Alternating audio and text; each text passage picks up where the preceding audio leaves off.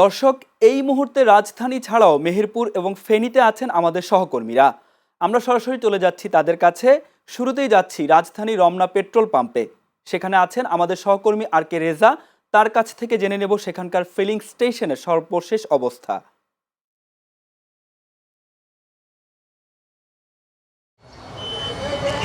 কামরুল, দেশের জ্বালানি সংকট নিয়ে যে পরিস্থিতি কয়েকদিন যাবৎ আমরা পরিলক্ষিত করছি, ঠিক আজকেও একই অবস্থা বিরাজ করছে বিভিন্ন পাম্পগুলোতে। আমি রয়েছে এখন রাজধানীর মৎস্য ভবনের যে রমনা মোড় পেট্রোল পাম্পটি রয়েছে।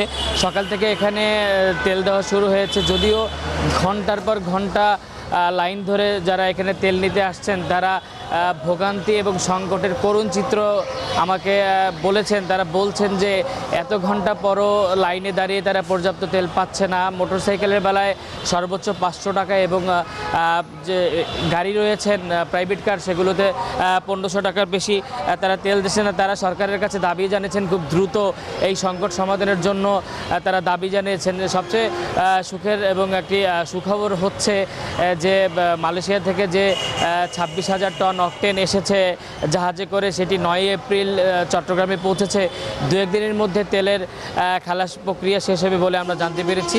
তবে ক্রেতারা বলছেন এই সংকট সমাধান না করতে পারলে তারা ভোগান্তিতে পড়বেন। কামরুল, এই ছিল আমার কাছ থেকে সর্বশেষ অবস্থা। ধন্যবাদ আর কে রেজা। দর্শক, এবার মেহেরপুরে আছেন আমাদের সহকর্মী স্বপন আলী। তার কাছ থেকে জেনে নেব সেখানকার ফিলিং স্টেশনগুলোর সর্বশেষ অবস্থা।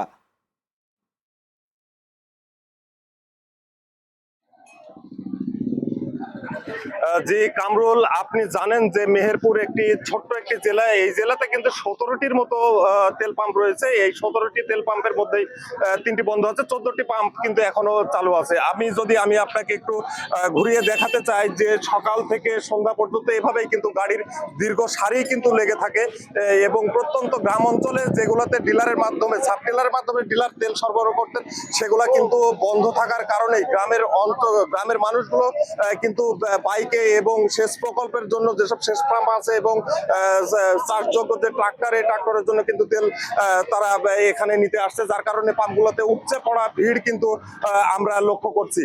তবে সকাল থেকে এই যে প্রচন্ড 39 ডিগ্রি তাপমাত্রা কিন্তু মেহেরপুরে এই মুহূর্তে কিন্তু চলে, কিন্তু এই 39 ডিগ্রি তাপমাত্রার মধ্যেও কিন্তু বাইকাররা তারা কষ্ট ভোগ করে কিন্তু তেল সংগ্রহ করার জন্য এখানে এসছে। তবে তেলের এই যে ক্রাইসিস, এই সমস্যাটা যে কবে নাগাদ শেষ হবে এটাও কিন্তু বাইকাররা এবং পাম্প মালিক এরা বলতে পারতেছে না। মেহেরপুর থেকে সর্বশেষ এটাই ছিল আমার কাছে সর্বশেষ। কামরুল।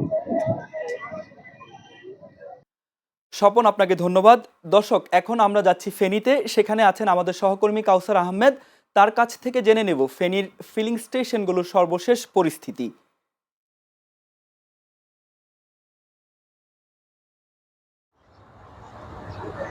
কামরুল, আপনাকে ধন্যবাদ। আপনি যেমনটি বলেছেন, সারা বিশ্বের ন্যায় ফেনীতেও তেলের সরবরাহ বন্ধ রয়েছে। যে ঢাকা চট্টগ্রাম মহাসড়ক রয়েছে, সে ঢাকা চট্টগ্রাম মহাসড়কে অবস্থিত যে পেট্রোল পাম্প রয়েছে মজুমদার ফিলিং স্টেশন, আমি আছি সেই পেট্রোল পাম্পে। এই পেট্রোল পাম্পে গতকালও তেল সরবরাহ বন্ধ ছিল। গতকাল বিকালে ডিপো থেকে তারা 4,500 লিটার তেল আনার পরে আজ সকাল থেকে তেল সরবরাহ শুরু হয়েছে। তেল সরবরাহ শুরুর সাথে সাথে যে মোটরসাইকেলের দীর্ঘ লাইন ধরে তারা তেল নিচ্ছেন 200 থেকে 300 টাকা হারে। এছাড়া জেলা প্রশাসকের পক্ষ থেকে যে 28টি পেট্রোল পাম্প রয়েছে, 28টি পেট্রোল পাম্পে ট্যাগ অফিসার নিয়োগ করা হয়েছিল, কিন্তু ট্যাগ অফিসার নিয়োগ করলেও তেল না থাকার কারণে তারা কি করবে, তাই এখন কোনো জায়গায় ট্যাগ অফিসারকে আমরা দেখতে পাইনি। এছাড়া যে পেট্রোল পাম্প মালিক সমিতি রয়েছে তাদের সাথে আমি কথা বলেছিলাম, তারা আমাদেরকে জানিয়েছেন যে তাদের মাসে তেলের চাহিদা 2.5 থেকে 3 লাখ লিটার তেলের চাহিদা রয়েছে। সে 3 লাখ লিটার তেলের চাহিদার বিপরীতে তারা 4 ভাগে 2 ভাগ তেল পাচ্ছেন। তার কারণে তাদের যে পেট্রোল পাম্পগুলো রয়েছে এগুলোতে তেল সরবরাহ করতে পারছেন না। লোটেশন অনুপাতে কোথায় কোথায় 2-1টি পেট্রোল পাম্পে তেল সরবরাহ করছেন। এই ছিল আমার কাছে সর্বশেষ ফেনী থেকে। কামরুল।